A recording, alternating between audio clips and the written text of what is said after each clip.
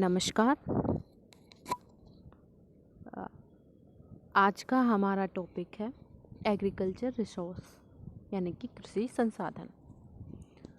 तो आज के हम जो हमारी क्लास है उसके अंदर हम एग्रीकल्चर रिसोर्स के बारे में पढ़ेंगे। तो सबसे पहले हमारा है कृषि। कृषि की मीनिंग और इम्पोर्टेंस। कृषि क्या होती है? तो रिसोर्स तो हम पहले पढ़ चुके हैं कि रिसोर्स का अर्थ है यानी कि संसाधन, ऐसे साधन जो मनुष्य की आवश्यकताओं या इच्छाओं की पूर्ति करते हैं, वो रिसोर्स कहलाते हैं। अब उसी में हमारा संसाधन हो चुका है। एग्रीकल्चर पर चलते हैं। एग्रीकल्चर क्या है? यह एक कला और विज्ञान है जिसके अंदर हम जो हमारी मिट्टी है उसको जोतते हैं और उसके अंदर विभिन्न प्रकार की जो फसलें बोते हैं और उसके साथ साथ हम पशुपालन भी करते हैं। ये हमारा पूरा एग्रीकल्चर या कृषि के अंदर आता है। तो अगर हम बात करें एग्रीकल्चर की, तो ये वर्ल्ड की सबसे पुरानी अगर आर्थिक क्रियाकलापों में मानी जाए तो कोई बात ये गलत नहीं है। सबसे पुराना ये जो व्यवसाय है एग्रीकल्चर उन्हीं में से एक है। इसके अंदर हम सिर्फ प्लांट्स को तैयार नहीं करते हैं, यानी कि फसलों को ही नहीं बोते हैं, उसके अंदर हम एनिमल्स का भी पशुपालन कह सकते हैं, वो भी करते हैं और उनको बाज़ार तक उनको पहुंचाते हैं। अगर हम कृषि जो हम कह सकते हैं कि कृषि के जो प्रकार हैं वो किस पर निर्भर करते हैं कि वर्ल्ड में वो अलग अलग स्थानों पर अलग अलग उगाए जा रहे हैं। क्यों? क्योंकि वहाँ की भौगोलिक परिस्थितियाँ अलग अलग हैं और वहाँ लोगों को जो उपलब्ध संसाधन है वो अलग अलग है। तो जैसी भौगोलिक परिस्थितियाँ हैं तो विभिन्न फसलों को विभिन्न उपज की दशाएं आवश्यकता होती है। तो इसीलिए एग्रीकल्चर जो मेथड्स हैं वो भी अलग अलग जो पार्ट्स हैं वहाँ पे उनकी भौगोलिक और आर्थिक दशाओं के अनुरूप किए जाते हैं। तो इस समय कृषि की बहुत सारे प्रकार अगर हम देखना चाहें तो जिसमें हमारा है स्थानांतरित कृषि आता है, हमारा पशुपालन आता है, और अगर हम बात करते हैं तो मिक्स जो मिश्रित कृषि है, गहन निर्वाह कृषि है, व्यापारिक फसल है, रोपण कृषि है। बहुत सारे हमारे कृषि के प्रकार हैं जो जगह बदलने के साथ साथ हमारे चेंज होते आते हैं। अगर उसके अलावा अगर हम भारत में पढ़ते हैं तो अगर हम भारत की बात करें स्पेसिफाई, तो भारत में जो हमारे हैं क्रॉपिंग सीज़न यानी कि जो ऋतुएं हैं फसल की वो 3 प्रकार की होती हैं, रबी की, खरीफ की और जायद की। अगर हम इस पीपीटी के अंदर देख पा रहे हैं कि इन तीनों का अलग अलग बिजाई का समय है, अलग अलग कटाई का समय है और इनके लिए टेम्परेचर और रेनफॉल भी अलग अलग मात्रा में आवश्यकता होती है। तो सबसे पहले अगर हम बात करते हैं रबी की, तो जो रबी की फसल होती है वो नवंबर के समय में हमारी उगाई जाती है, बोई जाती है। जो इसकी कटाई का पीरियड होता है वो मार्च, और इसके लिए टेम्परेचर और रेनफॉल की अगर हम बात करते हैं तो इसके अंदर हमारा कम टेम्परेचर चाहिए और कम रेनफॉल की आवश्यकता होती है। अगर हम भारत में देखें तो अगर हम बात करते हैं गेहूँ या सरसों की, तो ये हमारी रबी की फसलें हैं। खरीफ की अगर हम बात करते हैं तो जून के मौसम में ये उगाई जाती है और इसका जो हार्वेस्टिंग या कटाई का पीरियड होता है वो नवंबर के अंदर इसको काटा जाता है। इसमें हाई टेम्परेचर और हाई रेनफॉल की आवश्यकता यानी कि उच्च तापमान चाहिए और उच्च ही वर्षा चाहिए होती है। ठीक है। फिर इसके बाद हम बात करते हैं जायद की। जायद मार्च में उगाया जाता है और जून में काटा जाता है। इसके लिए भी हाई टेम्परेचर और कम रेनफॉल की आवश्यकता होती है। अगर हम खरीफ की बात करें तो चावल खरीफ की है जिसके लिए हाई टेम्परेचर चाहिए और हाई रेनफॉल चाहिए। और जायद की अगर हम बात करते हैं तो जायद में हमारी जो मुख्य फसल होती हैं, जो हमारी सब्जियां हैं, ककड़ी है, पालक है, इस तरह की हम सब्जियों को इसके अंदर इंक्लूड कर सकते हैं। अब हम सबसे पहले हम प्रमुख खाद्यान्न हैं जो वर्ल्ड का, हम राइस है, चावल है, उसकी बात कर रहे हैं। ये सबसे महत्वपूर्ण हमारा खाद्यान्न है और अगर हम मानते हैं तो इसका जो सबसे पहले उत्पादन है चाइना के अंदर किया गया था और दलदली क्षेत्र के अंदर चाइना में इसका सबसे पहले उत्पादन किया गया था। इसके बाद ही ये विश्व के अन्य भागों में गया है। अगर हम इसके उपज की अगर हम दशाएं देखेंगे तो इसकी उपज की जो दशाएं हैं, सबसे पहले हम बात करते हैं टेम्परेचर की। इसके लिए हाई टेम्परेचर चाहिए ये एक उष्णकटिबंधीय पौधा है।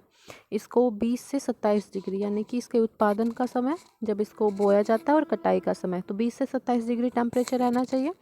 अगर वर्षा की अगर हम बात करते हैं तो 175 से हमारा 300 सेंटीमीटर वर्षा इसके लिए बिल्कुल उपयुक्त मानी जाती है। लेकिन अगर इससे कम है तो हम वहाँ पे इरिगेशन यानी कि सिंचाई की सहायता से इसको उगा सकते हैं। इसके लिए जलोढ़ और डेल्टाई दलदली रीजन इसके लिए बहुत अच्छे होते हैं, इसके लिए उपयुक्त माने जाते हैं। अगर हम बात करते हैं तो इसके लिए लेवल प्लेन सरफेस होना चाहिए ताकि वहाँ पे पानी खड़ा रहे, क्योंकि इसके लिए कम से कम 75 दिन तक पानी इकट्ठा रहना चाहिए, खड़ा रहना चाहिए इसकी ग्रोइंग के लिए। जो इसके लिए हम रासायनिक खाद का इस्तेमाल करते हैं उसके अंदर नाइट्रोजन, फास्फोरस और पोटाशियम की मात्रा चाहिए होती है। अगर लेबर की बात करते हैं तो इसके लिए सस्ता श्रम चाहिए होता है, क्योंकि इसके जो मशीनों का प्रयोग है इसमें बहुत कम किया जाता है, इसलिए इसको खुरपे की कृषि भी कहा जाता है। अगर देखते हैं तो जुताई का, बुआई का, पौधों को प्रतिरोपण करना, फसल की कटाई करना और धान का छिलका हटाना और कूटना, ये सारे के सारे काम श्रम की सहायता से किए जाते हैं। इसके अलावा अगर हम बात करते हैं कृषि की, इसमें हमारी 3 जो पद्धतियां हैं चावल की वो हैं जिनके द्वारा इनको बोया जाता है। प्रतिरोपण विधि, जिसमें पहले नर्सरी में पौध तैयार की जाती है और उसके बाद जब वो 15 से 20 सेंटीमीटर लंबी हो जाती है तो उसको खेतों में प्रतिरोपित कर दिया जाता है। दूसरी विधि हमारी हल चलाकर है, जिसमें एक आदमी हल चलाता है और पीछे दूसरा उसके साथ साथ बुआई करता है। अगर हम तीसरी बात करते हैं छिड़काव या प्रसारण की, तो इसमें हम हाथों की सहायता से खेतों में हम बीजों को फैला देते हैं। तो छिड़काव में कम श्रम चाहिए होता है लेकिन उपज बहुत ही कम प्राप्त होती है। अगर हल वाले की अगर हम बात करते हैं तो इसमें श्रम और समय दोनों का दोनों ज़्यादा जाते हैं। और अगर हम प्रतिरोपण विधि की बात करते हैं तो ये सबसे ज़्यादा इसमें एशिया के देशों में इस विधि का प्रयोग किया जाता है और इसमें ज़्यादा श्रम भी लगता है और प्रति इकाई उत्पादकता भी हमें अधिक प्राप्त हो जाती है। अगर हम वर्ल्ड डिस्ट्रीब्यूशन की बात करते हैं तो चाइना जो वर्ल्ड का 36% चावल उत्पादन करके प्रथम स्थान प्राप्त करता है। दक्षिणी चाइना को धान का कटोरा कहा जाता है और वहाँ पे एक साल में 3-3 फसलें ली जाती हैं। अगर हम भारत की बात करते हैं तो 22% विश्व का चावल उत्पादन करके ये दूसरा स्थान प्राप्त करता है। यहाँ भी बासमती राइस की वेस्ट बंगाल के अंदर, पश्चिम बंगाल के अंदर 3-3 फसलें प्राप्त की जाती हैं, जिसे ओस, अमन और बोरो कहा जाता है। पश्चिम बंगाल के अलावा यूपी, आंध्र प्रदेश, तमिलनाडु, बिहार और असम के अंदर चावल का उत्पादन किया जा रहा है। इसके बाद हम बात करते हैं इंडोनेशिया, विश्व का तीसरा सबसे बड़ा चावल उत्पादक है। यहाँ भी चावल के लिए जो उपज की दशाएं होती हैं वो उपलब्ध हैं। वहीं पे अगर हम बांग्लादेश की बात करें तो बांग्लादेश में भी मानसूनी है और यहाँ पे भी चावल के लिए जो उत्पादक दशाएं वो उपलब्ध हैं। इसके अलावा थाईलैंड, जापान है, ये कंट्रियों के अंदर हमारा चावल का उत्पादन किया जा रहा है। चावल का अंतर्राष्ट्रीय व्यापार सिर्फ 4% ही है। अगर हम बात करते हैं तो चावल जो उगाया जा रहा है वो मुख्य अधिक जनसंख्या वाले देशों के अंदर उगाया जा रहा है, तो वहाँ पे ही इनकी खपत हो जाती है, इसलिए चावल का निर्यात बहुत ही कम किया जा रहा है। इसके अलावा हम देख सकते हैं यहाँ पे हमारा विश्व का मैप दिया हुआ है, मानचित्र है, जिसके अंदर हमने सभी देशों को जो उत्पादक देश हैं चावल के उनको हमने दिखाया है, जिसके अंदर हमारा साउथ चाइना है, भारत है, हमारा यहाँ पे बांग्लादेश, इंडोनेशिया है, ठीक है, और ये हमारा जो गिनी तट है अफ्रीका का, कुछ यहाँ पे भी हमारा चावल उगाया जा रहा है। इसके बाद हम दूसरे खाद्यान्न की बात करते हैं। दूसरा खाद्यान्न हमारा गेहूँ है और ये हमारा शीतोष्ण कटिबंधीय पौधा है। इसकी उपज की जो महत्वपूर्ण दशाएं हैं वो देख लेते हैं हम। तापमान, इसके लिए टेम्परेचर 10 डिग्री सेल्सियस होना चाहिए जब इसको उगाएं, और जब इसको कटाई होती है तो इसके लिए अधिक टेम्परेचर की आवश्यकता होती है और पाला इसके लिए अच्छा नहीं होता। अगर धूप नहीं निकलती है तो इसको कई रोग लग जाते हैं।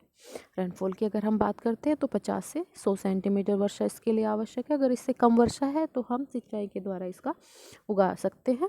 मिट्टी की बात करें तो इसके लिए जलोढ़ मिट्टी, दोमट मिट्टी इसके लिए उपयुक्त रहती है। लैंड की अगर बात करें तो मंद ढाल और समतल क्षेत्रों में इसको उगाया जा सकता है। ये श्रम की इसमें बहुत कम आवश्यकता पड़ती है, इसका मशीनों की सहायता से इसको आसानी से हम इसकी कृषि कर सकते हैं। गेहूं के अगर हम उत्पादक देशों को देखें तो सबसे पहले हम बात करते हैं चाइना। लगभग 20% चावल गेहूँ उत्पादन करके ये पहले स्थान पर है। इसके बाद इंडिया, भारत जो 12.7 हमारा जो गेहूँ का उत्पादन कर रहा है, जिसमें हमारे यूपी, हरियाणा, मध्य प्रदेश, राजस्थान इत्यादि जो राज्य हैं जो है। इसके अलावा तीसरे पे है हमारा यूएसए, अमेरिका तीसरे स्थान पर, जो 10.6 हमारा गेहूँ उगा रहा है। यूएसए के अंदर हमारा 2 तरह का शीतकालीन और बसंतकालीन दोनों गेहूँ उगाए जाते हैं। वहीं चाइना के अंदर भी हमारा जो गेहूँ है वो उगाया जा रहा है। फिर इसके बाद अगर हम बात करते हैं, रसिया, कनाडा, ऑस्ट्रेलिया हैं, ये भी हमारे प्रमुख गेहूँ उत्पादक जो हमारे देश हैं। अगर हम गेहूँ के अंतर्राष्ट्रीय व्यापार की बात करते हैं तो लगभग 20% जो कुल गेहूँ का उत्पादन है, कुल गेहूँ का उत्पादन का जो 20% है उसका व्यापार किया जाता है। तो जो गेहूँ का प्रमुख निर्यातक देश है उसमें अमेरिका, कनाडा, अर्जेंटीना है, और जबकि आयातक देश में सारे यूरोपीय देश और अधिक जनसंख्या वाले देश सम्मिलित हैं। आइए हम देख लेते हैं इसका वर्ल्ड डिस्ट्रीब्यूशन वीट का, जिन जिन देशों के अंदर हमारा गेहूं का उत्पादन किया जा रहा है। इसके बाद हम चलते हैं, हमारी तीसरी क्रॉप है, कमर्शियल क्रॉप है कॉटन। ये एक फाइबर है, प्राकृतिक रेशा है, और अगर हम इसकी किस्मों की बात करें तो 3 प्रकार की किस्में हैं। अधिक लंबाई वाली, लंबे रेशे वाली, ये सबसे अच्छी है, 5 सेंटीमीटर से ज़्यादा लंबी होती है। इसको समुद्र द्वीपीय कपास भी कहते हैं। दूसरी हमारी मध्यम रेशे वाली कपास होती है, इसका जो रेशा होता है वो 2.5 से 5 सेंटीमीटर होता है, इसको मिस्री कपास कहते हैं। वहीं जो हमारी तीसरी सबसे छोटे रेशे वाली कपास होती है वो 2.5 सेंटीमीटर से छोटी होती है। भारत और ब्राज़ील में मुख्य रूप से उगाई जाती है। अब हम इसकी उपज की दशाएं देख लेते हैं। तो ये उष्णकटिबंधीय पौधा है, इसको सारा साल ही ऊंचा टेम्परेचर चाहिए, और पाला इसके लिए हानिकारक है। 210 दिन इसके लिए पाला मुक्त होने चाहिए इसको मैच्योर होने के लिए, इस पेड़ को। अगर हम वर्षा की बात करें तो 60 से 100 सेंटीमीटर वर्षा इसके लिए अच्छी होती है, और पौधों की जड़ों में पानी नहीं रुकना चाहिए, वेल ड्रेन सिस्टम होना चाहिए। अगर हम मिट्टी की बात करते हैं तो इसके लिए चिक्का प्रधान जो दोमट मिट्टी वो अच्छी होती है। काली मिट्टी इसके लिए बहुत अच्छी है क्योंकि उसके अंदर नमी धारण करने की क्षमता अधिक समय तक होती है। भूमि की अगर हम बात करें तो मंद ढाल और समतल इसके लिए भूमि अच्छी है। इसके लिए सस्ता लेबर चाहिए क्योंकि उसके जो फूल होते हैं कॉटन के, कपास के, उनको चुगने के लिए। अगर हम इसके अलावा बात करते हैं वर्ल्ड डिस्ट्रीब्यूशन ऑफ कॉटन, कि कॉटन का विश्व वितरण सबसे पहला स्थान हमारा चाइना 23.9% गेहूं का उत्पादन करके प्रथम स्थान पर है। इसके अगर हम बात करते हैं तो इसके अंदर हमारा होंगो नदी की घाटियां हैं, चाइना का पश्चिमी क्षेत्र, और यांग की घाटियां हैं, और चीन के अंदर छोटे रेशे वाली कपास अधिक होती है, और खपत जितना भी वो उत्पादन करता है उसका सारा खपत चाइना के अंदर ही हो जाती है। अगर हम यूएसए की बात करें तो 22.9% जो कपास उत्पादन करके दूसरे स्थान पर है। यहाँ भी जो यूएसए का जो दक्षिणी हिस्सा है उसको कपास की पेटी कहा जाता है। तीसरे स्थान पर इंडिया 13.7% कपास का उत्पादन करके, जिसमें पंजाब, महाराष्ट्र, गुजरात, हरियाणा, मध्य प्रदेश, राजस्थान और तमिलनाडु ये सम्मिलित है। इसके अलावा जो अन्य देश हैं, पाकिस्तान है, ब्राज़ील है, ऑस्ट्रेलिया है, टर्की है। अब हम देख लेते हैं मैप। अगर हम इसके अंदर देख लेते हैं कि चाइना, भारत, संयुक्त राज्य अमेरिका है, तो ये हमारे जो मुख्य हम बात कर लेते हैं। इसके अलावा हमारा अगला जो कमर्शियल क्रॉप है हमारी वो है गन्ना। अगर हम गन्ने की बात करते हैं तो गन्ना जो हमारा है वो एक बांस की फैमिली से रिलेटेड है, और इसके अंदर जो रस निकलता है बांस की प्रजाति के इस गन्ने में, इसका प्रयोग हम चीनी, खांड और गुड़ बनाने में करते हैं। तो जो विश्व में जो चीनी है वो 2 चीज़ों से बनाई जाती है, चुकंदर और गन्ने से, और विश्व की 65% जो चीनी है वो गन्ने से बनाई जा रही है। तो जो गन्ने का रस निकालने के बाद जो उसका जो कच्चा माल बनता है उससे हम कागज़ और गत्ते बनाने में प्रयोग करते हैं। टेम्परेचर की अगर उपज की दशाओं की बात करते हैं तो सबसे पहला टेम्परेचर है, इसको पूरा साल अधिक टेम्परेचर की आवश्यकता होती है। उष्णकटिबंधीय पौधा है, हाँ, रेनफॉल की अगर हम बात करते हैं, वर्षा तो इसके लिए 100 सेंटीमीटर से 150 सेंटीमीटर वर्षा उपयुक्त रहती है। मिट्टी की अगर हम बात करते हैं तो इसके लिए गहरी मिट्टी होनी चाहिए जो मॉइस्चर को काफ़ी समय तक अपने अंदर मेंटेन रख सके, और चिक्का प्रधान मिट्टी इसकी ग्रोथ के लिए बिल्कुल आइडियल होती है। बारिश के बाद तेज़ धूप इसके लिए ज़रूरी है, जिससे इसके अंदर रस की मात्रा बढ़ती है, और इसके लिए 10 महीने का ग्रोइंग सीज़न होता है। इसको 10 महीने तक इसका ये बड़ा होता है पौधा। शुगर केन के लिए हमारा फ्रॉस्ट फ्री होना, पाला युक्त हमारा ग्रोइंग सीज़न होना चाहिए, और पकते समय इसके लिए ठंडा मौसम होना चाहिए, और कटाई के समय हमारा शुष्क मौसम होना चाहिए, उस समय वर्षा नहीं होनी चाहिए। और अगर गर्म हवाएं इसको लगेंगी तो इसका रख सूख जाता है, जिसके लिए ये हानिकारक होता है। फर्टिलाइजर, रसायन खाद जो है इसके लिए बहुत ज़्यादा इम्पोर्टेंट है कृषि के लिए।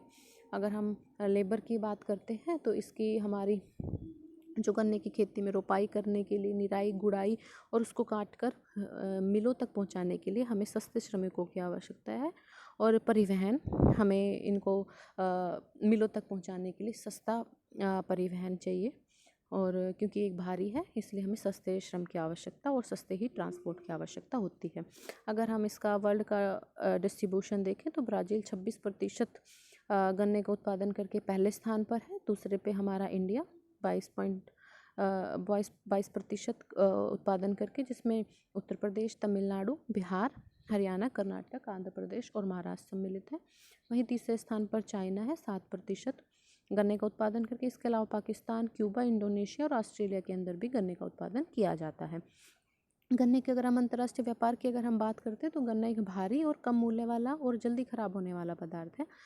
10 किलो गन्ने से 1 किलो चीनी का उत्पादन किया जाता है, इसलिए गन्ने का सीधा व्यापार नहीं करके उससे बनी चीनी का ही व्यापार किया जाता है। और चीनी के प्रमुख निर्यातक देश हैं Cuba, Venezuela, Brazil, Australia, Thailand और दक्षिणी अफ्रीका है। हम नेक्स्ट अगर हम फसल की बात करते हैं तो हमारी नेक्स्ट फसल आ जाती है चाय। ये भी एक कमर्शियल है और एक पेय पदार्थ है, और ये भी हमारी उष्णकटिबंधीय पौधा है, और इसके लिए भी सारा साल भर हाई टेम्परेचर और हाई रेनफॉल की आवश्यकता होती है। इसके लिए 21 से 29 डिग्री सेल्सियस तापमान होना चाहिए। अगर वर्षा की अगर हम बात करते हैं तो 150 से 200 सेंटीमीटर वर्षा इसके लिए उपयुक्त होती है। जो मिट्टी होती है हमारी वेल ड्रेन होनी चाहिए, चीका प्रधान मिट्टी, इसके अंदर ह्यूमस और लोहा और पोटास की मात्रा अधिक होनी चाहिए। इसके लिए जो ज़मीन है, धरातल है, वो स्लोप होना चाहिए, और वहाँ पे पानी इकट्ठा नहीं रहना चाहिए। अगर पानी इकट्ठा रहता है तो पेड़ों की जड़ें गल जाती हैं। अगर हम श्रम की बात करते हैं तो इसके लिए कुशल और सस्ता श्रम चाहिए होता है। इसकी पैकिंग करने के लिए, खेत की तैयारी करने के लिए, बिजाई करने के लिए, सभी के लिए हमें सस्ते श्रम की आवश्यकता होती है। लेकिन आजकल सीटीसी, क्रशिंग, टीयरिंग और कर्लिंग मशीन के द्वारा ये सभी क्रियाएं आसानी से हो रही हैं। अगर हम वर्ल्ड डिस्ट्रीब्यूशन ऑफ टी की बात करते हैं, टी के सबसे पहले इंडिया 30% चाय उत्पादन करके पहले स्थान पर है, जिसमें असम, पश्चिम बंगाल, तमिलनाडु, केरल और कर्नाटक सम्मिलित हैं। दूसरा स्थान हमारा चाइना 24% चाय उत्पादन करके, और चाइना को हम कहते हैं अगर हम कहें चाय का मूल स्थान हमारा चाइना है। चीन में चाय की प्रति हेक्टेयर उत्पादकता कम है और क्वालिटी भी वहाँ की कम है। अगर हम श्रीलंका की बात करें तो श्रीलंका तीसरे स्थान पर है, और सबसे प्रमुख निर्यातक देशों में ये सबसे पहले स्थान पर है। इसके अलावा केनिया, इंडोनेशिया, टर्की और जापान के अंदर भी चाय का उत्पादन किया जाता है। हम देख लेते हैं इसके चाय के उत्पादक देश। अगर हम देखते हैं तो आप देख सकते हो मानसूनी देश हैं इसके लगभग सभी, जहाँ पे चाय का उत्पादन किया जा रहा है। इसके अलावा हमारा अगला है कॉफ़ी। कॉफ़ी भी एक झाड़ी है जी। कॉफ़ी के अंदर कैफीन नाम का तत्व होता है, ये भी एक पेय पदार्थ है, और इसका मूल स्थान इथोपिया को माना जाता है। और केवा की जो प्रमुख किस्में उगाई जा रही हैं 3 हैं, कॉफ़िया अरेबिका, कॉफ़िया रोबस्ता और कॉफ़िया लाइबेरिया।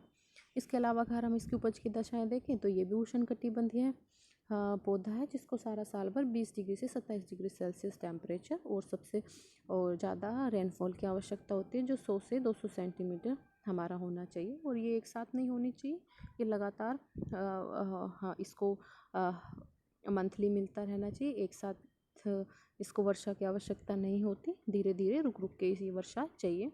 अगर हम मिट्टी की बात करें तो उसमें लोहा, ह्यूमस और चिक्का प्रधान काली मिट्टी इसके लिए सबसे उपयुक्त होती है। हिल स्लोप पे इसका प्लांट काफ़ी अच्छी तरह से ग्रो करता है। श्रम की अगर हम बात करें तो सस्ता श्रम चाहिए इसके प्लांटेशन के लिए, और ये इसके लिए तेज़ धूप भी हानिकारक होती है, इसलिए ये पेड़ों के नीचे उगाया जाता है। अगर हम इसके विश्व वितरण की बात करते हैं तो ब्राज़ील 25% कहवे का उत्पादन करके प्रथम स्थान पर है। वहाँ बड़े बड़े बागानों में एक कॉफ़ी या कहवा उगाया जाता है, जिसे हम फजेंडा कहते हैं वहाँ पे। दूसरे स्थान पर हमारा कोलंबिया है जो 10% कहवा का उत्पादन कर रहा है। और यहाँ पे हमारा है इसके अतिरिक्त दक्षिणी अमेरिका में भी वेनेजुला, इक्वेटोरिया, वियतनाम के अंदर 7.5% हमारा जो कॉफ़ी का उत्पादन किया जा रहा है। इंडोनेशिया है, मैक्सिको, इंडिया, इथोपिया के अंदर भी हमारा कहवे का उत्पादन किया जाता है। अगर हम इसके व्यापार की अगर हम बात करते हैं तो कहवे का जहाँ पे इनका उत्पादन होता है वहाँ पे कम खपत होने के कारण ही लगभग 70% कहवे का निर्यात कर दिया जाता है। इसके अलावा हम अगली देख सकते हैं कॉफ़ी ग्रोइंग कंट्रीज़, कहाँ कहाँ पे कॉफ़ी का उत्पादन किया जा रहा है। इसके अलावा हमारा है रबड़। रबड़ जो है ये भी हमारा एक ट्रॉपिकल या उष्णकटिबंधीय पौधा है जो हैविया ब्रासिल्स पेड़ से प्राप्त किया जाता है। जिससे जो दूध प्राप्त होता है उसको सुखा के लेटेक्स कहा जाता है उस दूध को, और फिर उससे हमें रबड़ प्राप्त होता है। अगर हम देखें तो रबड़ का बहुत आर्थिक महत्व है। सबसे पहले इसको पेंसिल को मिटाने के लिए रब किया गया था, तो उसी से इसका नाम रबड़ पड़ा है। फिर रबड़ की अपनी जो विशेषताएं हैं, जैसे वाटरप्रूफ है ये, इसके अंदर इलास्टिसिटी है, एयर टाइट है और बिजली का कुचालक है। इन गुणों के कारण ही ये कच्चा माल बना है, जिसके बाद हम टायर, ट्यूब, जूतों के सोल में, खेलों के सामान, फोम, रबड़, तकियों के गद्दों, केबल की तारों के अंदर हम इसका प्रयोग करने लगे हैं। तो इसकी उपज की दशाएं हम देख लेते हैं। सबसे पहले हमारा टेम्परेचर है। इसके लिए हाई टेम्परेचर चाहिए पूरे साल भर, जो 20 से 35 डिग्री सेल्सियस होना चाहिए। रेनफॉल की अगर बात करें तो रेनफॉल भी इसको एनुअली अधिक मात्रा में वर्षा चाहिए, 150 से 300 सेंटीमीटर वर्षा इसके लिए, और वर्षा लगातार होती रहनी चाहिए। अगर हम मिट्टी की बात करें तो सुप्रवाहित मिट्टी होनी चाहिए, उपजाऊ होनी चाहिए, गहरी होनी चाहिए और चीका प्रधान मिट्टी इसके लिए सबसे बेस्ट है। रिलीफ की अगर हम बात करें धरातल, तो वहाँ पे उसका अपवाह तंत्र अच्छा होना चाहिए और प्लेन, और थोड़ा बहुत अगर इसमें ढाल है तो वो चल जाता है। अगर हम श्रम की बात करें तो उस लेटेक्स को इकट्ठा करने के लिए और रबड़ तैयार करने के लिए हमें भारी मात्रा में श्रम की आवश्यकता होती है। गुड ट्रांसपोर्ट नेटवर्क होना चाहिए ताकि इसको जल्दी से हम मार्केट में पहुंचा सकें, बाज़ार तक उपलब्ध करा सकें, और मार्केट में डिमांड भी होनी चाहिए, मांग होनी चाहिए। अगर हम रबड़ के उत्पादक देशों की बात करते हैं तो सबसे पहला थाईलैंड है। थाईलैंड विश्व के सबसे अधिक हम उत्पादन करें, 33% उत्पादन के साथ इसके सबसे पहला स्थान करता है। यहाँ पे छोटे और मध्यम किसान रबड़ उगा रहे हैं। दूसरे स्थान पर हमारा इंडोनेशिया है। यहाँ पे जावा, सुमात्रा इसके प्रमुख द्वीप हैं जहाँ पे रबड़ का उत्पादन किया जा रहा है। मलेशिया है। मलेशिया में 13% रबड़ का उत्पादन हो रहा है। यहाँ की मिट्टी बहुत अच्छी है, सस्ता श्रम है, रेल और सड़क परिवहन है जो रबड़ के उत्पादन को प्रोत्साहन देता है। इसके अलावा इंडिया, जहाँ पे 9% रबड़ का उत्पादन हो रहा है। केरल, तमिलनाडु, कर्नाटक, अंडमान निकोबार द्वीप समूह यहाँ पे रबड़ के प्रमुख उत्पादक देश हैं, राज्य हैं। इनके अलावा हमारा चाइना, वियतनाम, कंबोडिया में भी रबड़ का उत्पादन किया जाता है। तो आज बच्चों हमने चावल के बारे में, गेहूँ, कपास, गन्ना, चाय, कहवा, रबड़, इनकी हमने उपज की दशाएं और उत्पादक देशों के बारे में पढ़ा। अगर आपकी कोई क्वेरी हो तो आप मुझे पूछ सकते हैं। हम नेक्स्ट क्लास के अंदर हम अगला टॉपिक करेंगे मिनरल रिसोर्सेज, यानी कि खनिज संसाधन। धन्यवाद।